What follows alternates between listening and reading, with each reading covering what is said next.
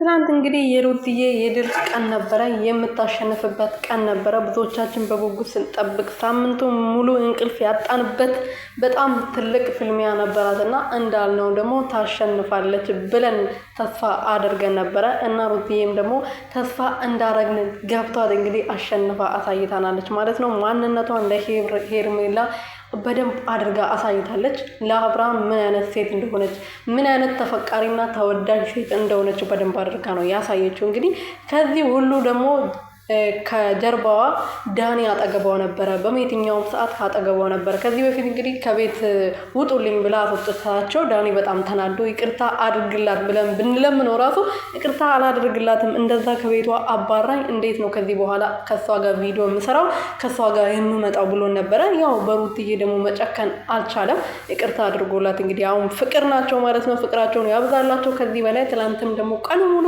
ቲክቶክን ዩቱብን ሁሉ ኢንስታግራምን ሲያጨናንቁት ነበር የዋሉት።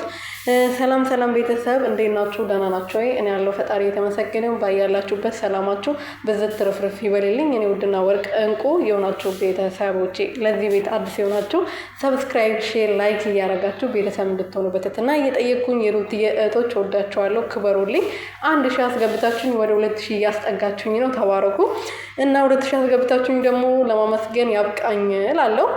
ዳንዬና ሩትዬ እንግዲህ እንደምታዩ ደግሞ ዛሬ ፈዋፍሽ ብሎ መጥቷል።